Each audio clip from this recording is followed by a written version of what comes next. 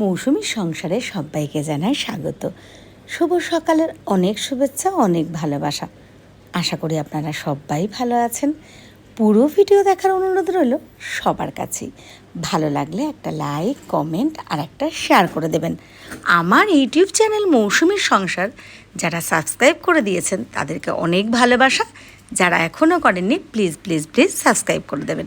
আর আমার Facebook profile মৌসুমী বড়াল ঘোষ যারা ফ্রেন্ডে আছেন বা ফলো করে দিয়েছেন সবাইকে জানায় অনেক ভালোবাসা আর অনেক ধন্যবাদ। এইভাবেই পাশে থাকবেন। আজকে যেটুকু নিয়ে এসেছি আপনাদের জন্য, আপনারা ছাড়া কিন্তু কিছুই না। তো এটা কিন্তু দেখছেন আপনারা বুধবারের ভিডিও।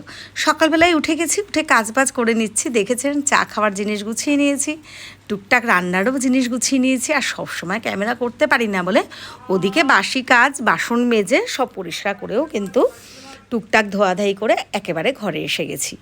এরপরে রান্নারও জোগাড় করে নিচ্ছি। আজকে বুধবার বলে ঋষির পড়া নেই। ঋষির বুধবার সকালবেলা পড়া থাকে না, তবে হ্যাঁ আজকে বিকেলবেলা ম্যাম পড়াবেন সংস্কৃত পড়া, সেটা আলাদা বিকেলবেলা। এমনিতে শনিবার পড়া থাকে।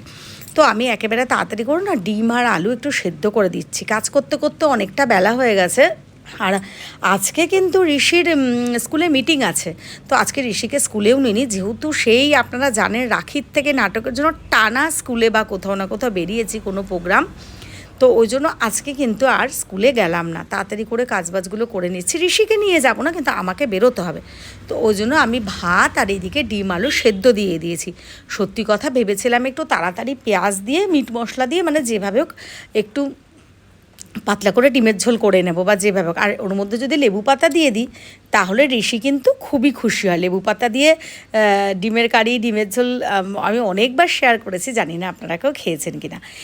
ঋষি কিন্তু এই খাবারের থালা দুটো গুছিয়েছে, মানে আলুটা আর ডিম মানে মেখে লবণ, একটা কাঁচা লঙ্কা এইভাবে। তো আমরা দুজনেই খাবার খেয়ে নিয়েছি। তারপরে কিন্তু যেহেতু ঝোল বানাবো ভেবেছিলাম না, ওই জন্য ডাল সেদ্ধও দিইনি, নাহলে একটু ডাল সেদ্ধও দিতাম। তো যাই হোক, সেটা কোনো ব্যাপার না। এবার কিন্তু আমি রেডি হয়ে নিচ্ছি ঋষির স্কুলে যাওয়ার জন্য। আমার না ওই যে ওই আয়না যে সেট করা ড্রেসিং টেবিলের সাথে, ওটা তো খুলে দেওয়ালে সেট করেছি।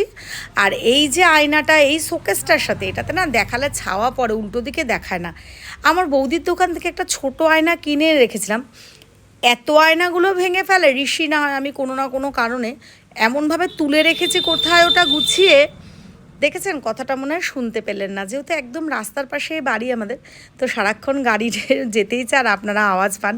যাই হোক, আয়নাটার কথাই বলছিলাম। তো আয়নাটা খুঁজে পাচ্ছি না, এখন কি করব।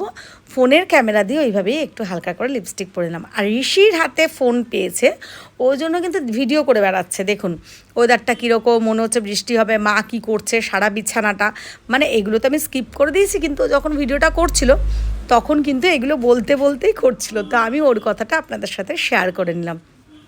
এই পর্যন্ত ভিডিওটা দেখার জন্য সবাইকে অনুরোধ, পুরো ভিডিও দেখবেন, তাহলে আমার ভালো লাগবে। আপনারা পুরো ভিডিও দেখলে আমার কিন্তু উপকার হবে। আর ওই যে বললাম, ভালো লাগলে অন্তত একটা লাইক আর একটা কমেন্ট করে দেবেন। এটা আমি জানি সবসময় সবার পোস্ট শেয়ার করা সম্ভব নয়।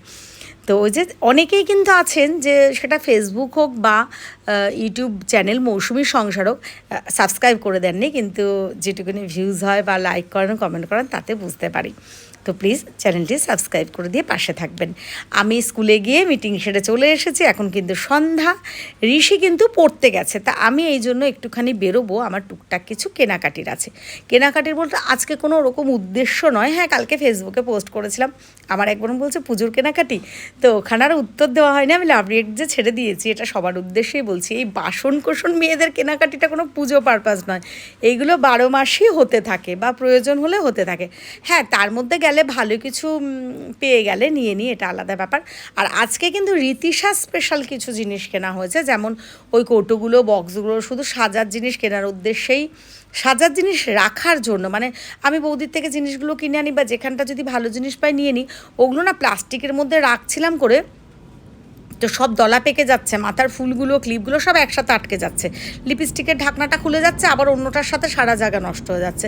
তো এগুলো নিয়ে এসেছি, ভাবলাম যে কাজে লাগবে, এগুলো দিয়ে গুছিয়ে রাখবো। তো এটাই আপনাদের সাথে শেয়ার করে নিলাম। আর কালকে একটা ব্লগে কিন্তু দিয়ে দিয়েছি যে এইগুলো আপনাদের রীতিশার জন্য আনা হয়েছে। তো পুরো ভিডিও যারা দেখেছেন সবাইকে ধন্যবাদ। আশা করি আপনাদের ভালো লেগেছে। ভালো লাগলে একটা লাইক, কমেন্ট, শেয়ার করে দেবেন, পাশে থাকবেন। আজকে ভিডিওটা এখানেই শেষ করছি। সবাইকে জানাই